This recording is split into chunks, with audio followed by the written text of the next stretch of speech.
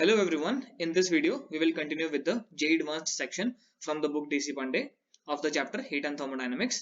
Alright, in this video we will continue with the 19th question. इस question में हमें क्या गिवन है, pressure versus density graph of N ideal gas is shown in the figure, और ये हमारे पास चार ऑप्शन, इनमें से कोई ऑप्शन सही है, हमें वो टिक करना है. ऑलराइट, सो हमारे पास फिगर में ये वाला ग्राफ गिवन है. पहले हम एक एक ऑप्शन को जरा स्टडी करते हैं, क्या क्या हमसे पूछा गया है. So as per the first option, during the process AB, work done by the gas is positive. Option B कहता है during the process AB, work done by the gas is negative.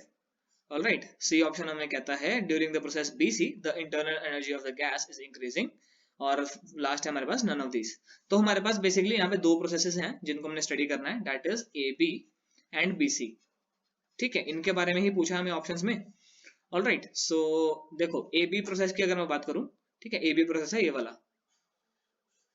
ठीक है, AB प्रोसेस में बिल्कुल एक vertical line है. All right, तुम देखोगे यहाँ पे जो डेंसिटी है वो है कांस्टेंट.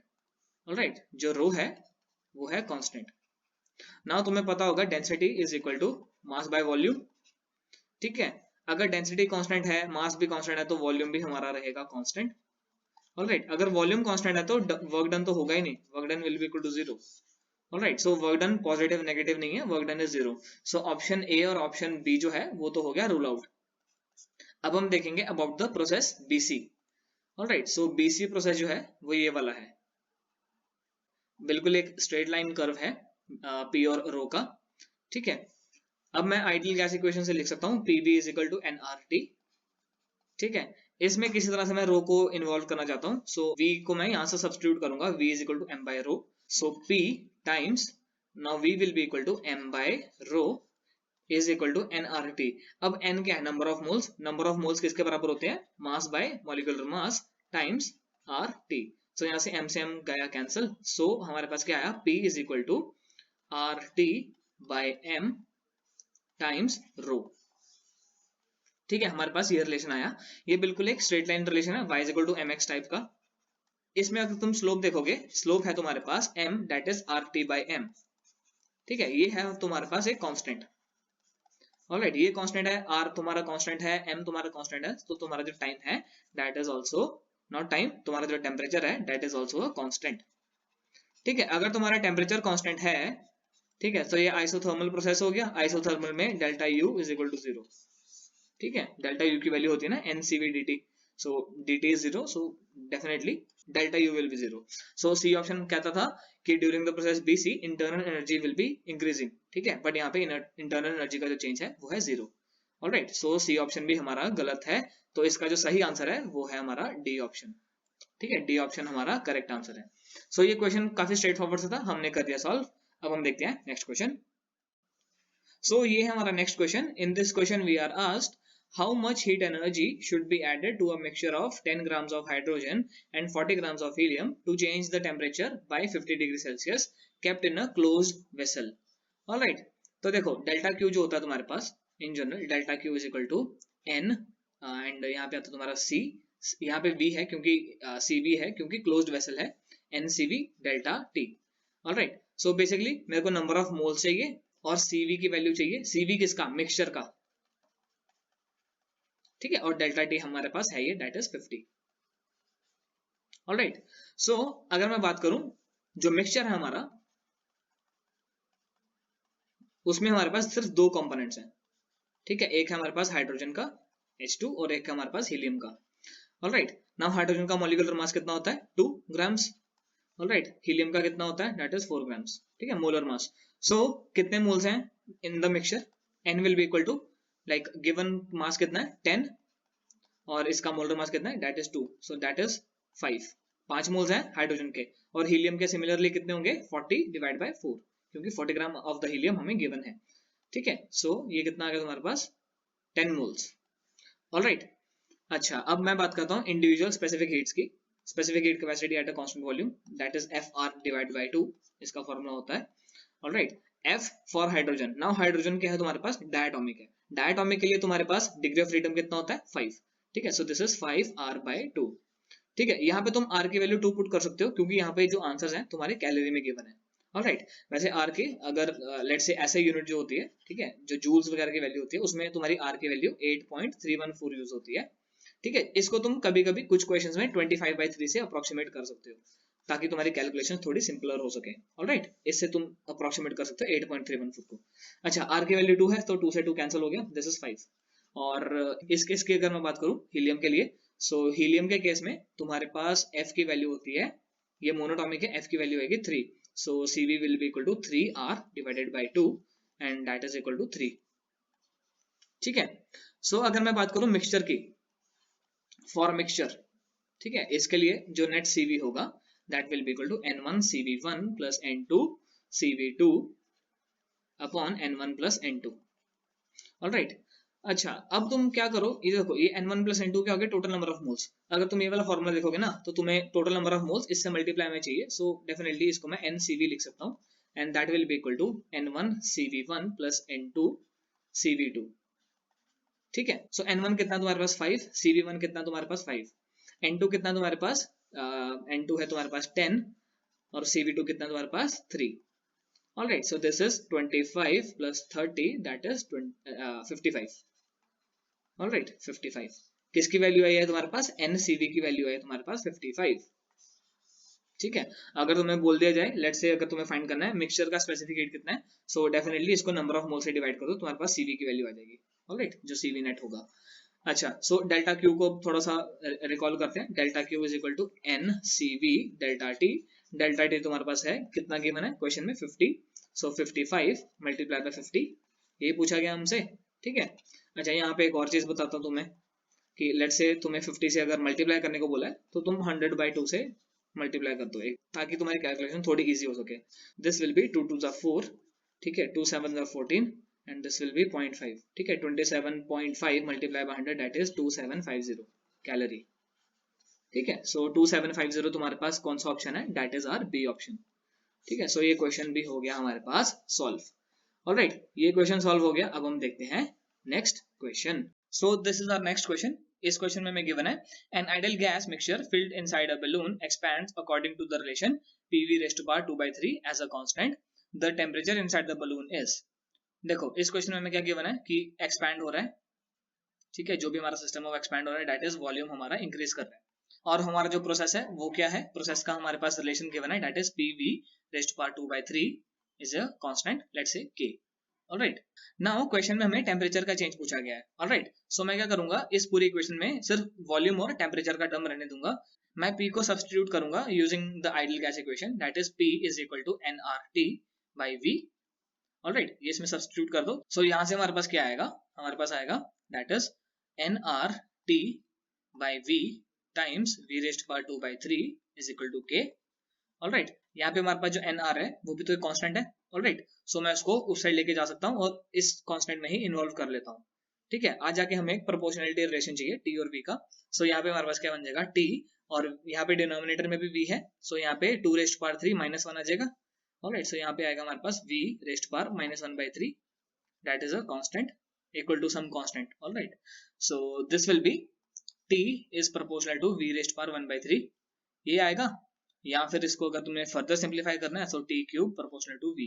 सो अगर तुम्हारे पास जो वॉल्यूम है अगर वो बढ़ेगा, सो डेफिनेटली जो टेम्परेचर है वो भी बढ़ेगा। Alright, so temperature inside the balloon will increase.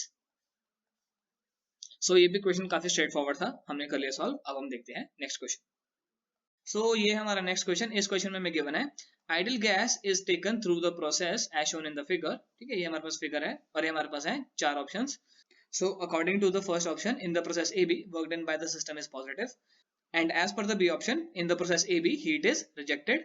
As per the C option, in the process AB, internal energy increases.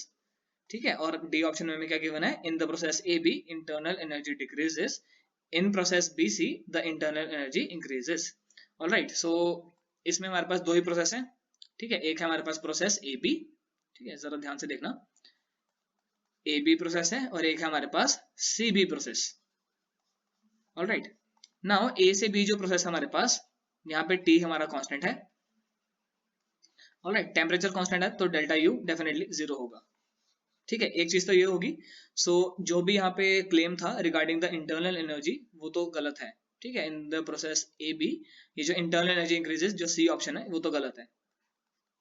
Alright, now in the process A B हमारे पास जो प्रेशर है, जरा ध्यान से देखो, लाइक जो प्रेशर है वो इंक्रीज हो रहा है and as per PV is equal to NRT. अगर तुम देखोगे, so if pressure is increasing the volume has to decrease, क्योंकि ये सारा तो कांस्टेंट हो गया, ठीक है, सो वॉल्यूम विल डिक्रीज। अगर तुम्हारे पास वॉल्यूम डिक्रीज कर रहा है, सो डेल्टा डब्ल्यू क्या आया तुम्हारे पास, नेगेटिव, ठीक है, वर्क डन आया तुम्हारे पास नेगेटिव, सो फर्स्ट ऑप्शन भी गलत है, ठीक है, फर्स्ट ऑप्शन में क्या रहा है, वर्क डन पॉजिटिव होना चाहिए। Now as per the second option कहता है हीट इज रिजेक्टेड। तो अगर तुम फर्स्ट लॉ ऑफ थर्मोडायनेमिक्स देखो, delta Q is equal to delta U plus delta W, ठीक है, डेल्टा यू तुम्हारे पास जीरो है इस केस में, ठीक है, so delta Q will be equal to delta W, ठीक है, और डेल्टा डब्ल्यू क्या है तुम्हारा, negative, so delta Q is also negative, ठीक है, डेल्टा क्यू नेगेटिव है यानी कि हीट जो है वो रिलीज हो रही है सिस्टम से, सो बी ऑप्शन जो है तुम्हारा वो सही ऑप्शन है। ऑलराइट, सो ये क्वेश्चन भी हो गया हमारा सॉल्व। इसमें अगर तुम डी ऑप्शन को चेक करना चाहते हो तो कर सकते हो, ठीक है, वैसे क्वेश्चन सॉल्व हो चुका है। डी ऑप्शन में क्या बोला गया, in the process A B internal energy decreases, जो कि सरासर गलत क्लेम है, ठीक है, इंटरनल एनर्जी का चेंज ही नहीं है, ठीक है, गलत तो है ये ऑप्शन। और साथ में क्या बोला गया है, इन the process BC the internal energy increases. Now अगर मैं बीसी प्रोसेस देखूं, ठीक है, ये तो जस्ट क्वेश्चन तो हमारा सॉल्व हो चुका है, अब जस्ट नॉलेज पर्पज से देख रहे हैं, ठीक है, बीसी प्रोसेस में, नॉट सीबी, यहाँ पे बीसी आना था, बीसी प्रोसेस में ये इसका क्लेम है कि इंटरनल एनर्जी जो है वो हो रही है इंक्रीज।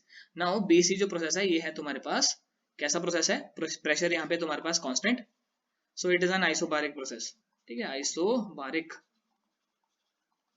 नाउ आइसोबारिक में जो प्रोसेस होता है उसका delta W is quite simple, P times delta we. अब तुम्हें ये देखना है कि डेल्टा वी क्या कर रहा है, इंक्रीज कर रहा है, डिक्रीज कर रहा है, उसके बेसिस पे हम कुछ एक फॉर्मुलेशन कर सकते हैं। So as per the ideal gas equation PV is equal to nRT, so यहाँ पे हमारे पास आया V is proportional to T, ठीक है। Now in the process BC जो तुम्हारा टेम्परेचर है वो डिक्रीज हो रहा है, ठीक है, टेम्परेचर अगर डिक्रीज हो रहा है तो definitely volume is decreasing, work done is negative, ठीक है, वर्क डन तुम्हारा नेगेटिव है एंड डेल्टा यू जो होगा वो भी डिक्रीज होगा, ठीक है, डेल्टा यू भी नेगेटिव ही होगा, ठीक है, सो जो क्लेम था कि internal energy increases that is incorrect. Alright, यहाँ पे अगर तुम देखोगे डेल्टा क्यू वो भी नेगेटिव ही आएगा, ठीक है, क्योंकि इन दोनों के साइन अगर नेगेटिव है, so definitely delta Q will also be negative as per the first law of thermodynamics. इसमें जब तुम पुट करोगे सो सब कुछ नेगेटिव ही आएगा, ठीक है, सो ये क्वेश्चन सॉल्व हो गया, ठीक है, काफी स्ट्रेट फॉरवर्ड था। अब हम देखते हैं next question. So this is our next question. In this question we are given two ends of a conducting rod of varying cross section are maintained at 200 degree Celsius and 0 degree Celsius respectively in steady state। और ये हमारे पास चार options, ये हमारे पास हमारा given figure. So option one के according temperature across A B and C D are equal. Second option में क्या कहता है, temperature difference across A B is greater than that of across C D. Option C हमें क्या कहता है कि temperature difference across A B is less than that of across C D. और लास्ट ऑप्शन कहता है टेम्परेचर डिफरेंस मे बी और different depending on the thermal conductivity of the rod. अच्छा, सो इस क्वेश्चन में हमें बस एक चीज गिवन है कि ये स्टेडी स्टेट में है, और डेफिनेटली डायग्राम तो हमें गिवन ही है। सो स्टेडी स्टेट में क्या होता है, जितना हीट करंट आता है उतना ही हीट करंट जाता है, बॉडी जो है वो कुछ भी अब्सॉर्ब नहीं करती है, एकदम परफेक्ट कंडक्टर होता है। ऑलराइट, सो हीट करंट तो मान लो H, ठीक है, हीट करंट तो मान लो H। So V is equal to I R अगर मैं लिखूं, ठीक है, जो कि थर्मल इक्विवेलेंट होता है, ठीक है, इसका अगर मैं एनालॉजी वाइज लिखूं, सो यहाँ पे क्या होता है तुम्हारे पास डेल्टा थीटा, डेल्टा थीटा क्या होता है तुम्हारे पास, जो टेम्परेचर डिफरेंस होता है, this should be equal to H times R, ठीक है, so H will be equal to delta theta upon R, ठीक है। R क्या होगा तुम्हारे पास, R होता है तुम्हारे पास L बाई के, ऑलराइट, जो R होता है तुम्हारे पास दैट इज L बाई के ए होता है, ठीक है। सो दिस इज डेल्टा थीटा, और यहाँ पे आ जाएगा तुम्हारे पास L times K times A, ठीक है।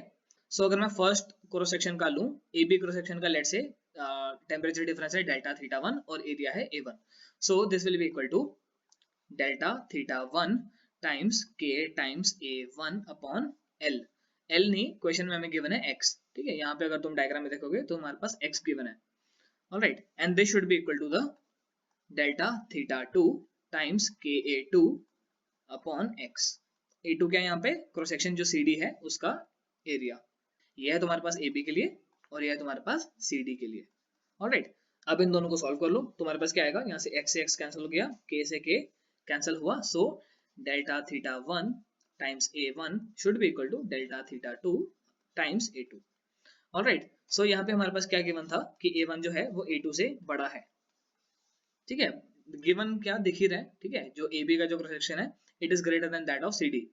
ऑलराइट, सो डेफिनेटली जो डेल्टा थीटा 1 होगा that should be less than delta theta 2, ठीक है, तभी तभी तो ये इक्वल हो पाएंगे। ऑलराइट, सो जो अक्रॉस CD है वो ज्यादा है, ठीक है, सो हमारे पास यहाँ पे जो थर्ड ऑप्शन है temperature difference across AB is less than that of across CD, so C option is our correct answer, ठीक है, ये हमारा करेक्ट ऑप्शन। सो ये भी क्वेश्चन हो गया सॉल्व। अब हम देखते हैं नेक्स्ट क्वेश्चन। सो ये है हमारा नेक्स्ट क्वेश्चन। इस क्वेश्चन में क्या गिवन है, the specific heat of many solids at low temperatures varies with absolute temperature T according to the relation S is equal to AT cube. यहाँ पे S जो है तुम्हारा that is the specific heat capacity और A है तुम्हारा constant, T है तुम्हारा temperature. Alright, the heat energy required to raise the temperature of the mass M of such a solid from T is equal to 0 to T is equal to 20 Kelvin is, ठीक है। So ये तो question काफी ज्यादा straight forward है। देखो क्या होता है जब तुम्हारे पास S जो है जो स्पेसिफिक हीट है अगर कांस्टेंट होता है, ठीक है, उस टाइम तो तुम डायरेक्टली लिख सकते हो delta Q is equal to MS delta theta या डेल्टा T। ऑलराइट, बट अब हमारे पास क्या सीन है कि जो S है वो भी टेम्परेचर का फंक्शन है। सो हम यहाँ पे क्या करेंगे, एक डिफरेंशियल एलिमेंट का लेंगे, फिर उसके बाद हम उसको इंटीग्रेट कर देंगे, ठीक है। सो यहाँ पे क्या आएगा, dq is equal to m और S हमारे पास गिवन है AT cube times dt। Alright, so इसको इंटीग्रेट कर दो, तुम्हारे पास क्या आ जाएगा, यहाँ पे इंटीग्रेशन का लिमिट आएगा तुम्हारे पास कितना, 0 से 20, ठीक है। So delta Q will be equal to m a और ये आएगा तुम्हारे पास t रेस्ट पावर 4 by 4, ठीक है, 4 यहाँ पे लिख लेते हैं और t की रेंज है 0 से 20 तक, ठीक है, upper and lower limit. So this will come out to be ma by 4 and this will be 20 raised to power 4, ठीक है। सो 20 raised to power 4 को तुम थोड़ा अच्छे से लिख लो। 20 raised to power 4 को कैसे लिख सकते हो तुम, 2 raised to power 4 multiply by 10 raised to power 4 और यहाँ पे है तुम्हारे पास 2 raised to power 2, ठीक है, 4 को 2 raised to power 2 लिख सकते हैं। सो एसेंशियली यहाँ पे 2 raised to power 2 आ गया, ठीक है, this is 4 into 10 raised to power 4 ma, ठीक है, इतना अमाउंट ऑफ हीट दोगे तो जाके इसका टेम्परेचर चेंज होगा from 0 to 20 kelvin. Alright, so 4 into 10 raised to power 4 that is our first option, ठीक है। ये भी काफी ज्यादा स्ट्रेट फॉरवर्ड सा क्वेश्चन था, इंटीग्रेशन का तुम्हें कंसेप्ट पता होना चाहिए बस, बाकी कुछ नहीं है। सो ये क्वेश्चन सॉल्व हो गया। अब हम देखते हैं नेक्स्ट क्वेश्चन। सो ये हमारा नेक्स्ट क्वेश्चन। इस क्वेश्चन में हमें क्या गिवन है, the volume thermal expansion coefficient of N ideal gas at constant pressure is, ठीक है, हमें ये पूछा गया है और यहाँ पे T गिवन है, T is the absolute temperature of the gas और ये है हमारे चार ऑप्शंस, इसमें से कोई एक सही होगा। सो इस क्वेश्चन को सॉल्व करने के लिए सबसे पहले तो तुम्हें ये पता होना चाहिए ये जो कोएफिशिएंट है ये होता क्या है, ठीक है, ये जो भी कोएफिशिएंट है वॉल्यूम थर्मल एक्सपेंशन कोएफिशिएंट ये होता क्या है, ठीक है। देखो क्या होता है कि जो तुम्हारा चेंज इन वॉल्यूम है it is proportional to the volume होता है, alright, and it is also proportional to the change in temperature, ठीक है। So dV is equal to gamma times V dt, ठीक है। इसको जब तुम इंटीग्रेट करते हो ना तो तुम्हारे पास जो तुम्हारा रिलेशन है that is V is equal to V not times 1 plus gamma delta T वो आता है, ठीक है। बच्चों को ये वाला रिलेशन याद होता है लेकिन वो ये सब भूल जाते हैं, ठीक है, बट ये चीजें भी इंपॉर्टेंट है। ये डेरिवेशंस जो होती हैं तुम्हें पता होना चाहिए, डेरिवेशन स्टार्ट कहाँ से होती है और डेरिवेशन खत्म कहाँ होती है, ठीक है, खत्म यहाँ पे होती है लेकिन डेरिवेशन जो होती है वो स्टार्ट यहाँ से होती है। इसको जब तुम इंटीग्रेट करोगे तो यही आएगा, ठीक है। सो यहाँ से तुम्हारे पास जो गामा है, gamma is equal to V नॉट V 1 by V times dV by dt आया है, ऑलराइट। अच्छा, अब मैं कंसीडर करता हूँ ideal gas equation that is PV is equal to nRT। यहाँ पे हमें क्या गिवन है, जो प्रेशर है वो है constant, so V is equal to nR by P times T। Now अब मैं क्या करूंगा, डिफरेंशियल एलिमेंट ले लूंगा दोनों साइड, सो तुम्हारे पास यहाँ पे क्या आएगा dV और मैं dt को भी चलो यहाँ पे ले आता हूँ, dV by dt is equal to nR by P। Now by using the same ideal gas equation nR by P की वैल्यू क्या आती है तुम्हारे पास, nR by P is equal to V by T। Alright, so इसमें substitute कर दो, तुम्हारे पास क्या आएगा, dV by dt is equal to V by T, ठीक है, ये तुम्हारे पास रिलेशन आया और एक तुम्हारे पास रिलेशन आया ये, ऑलराइट। सो अब मैं इन दोनों को कंपेयर करूंगा, यहाँ एक काम करो dV by dt की वैल्यू यहाँ से उठा के वहां पे रख दो, तो तुम्हारे पास क्या आएगा, यहाँ पे this will be gamma is equal to 1 by V times dV by dt is V by T, ठीक है, सो ये v से v कैंसिल हो गया, gamma is equal to 1/t। ठीक है, सो काफी स्ट्रेट फॉरवर्ड सा था। हमारे पास यहाँ पे आया C option as a answer. ठीक है, सी ऑप्शन हमारा आंसर आया। ठीक है, सो इस क्वेश्चन के साथ ही इस वीडियो को करते हैं एंड। वीडियो पसंद आई है तो लाइक जरूर करो। ठीक है, चैनल को सपोर्ट करने के लिए शेयर एंड सब्सक्राइब जरूर करो, और कमेंट्स में जरूर मुझे अपने सजेशन देते रहो। सो तब तक के लिए tata, goodbye, and I will see you in my next video. All the best.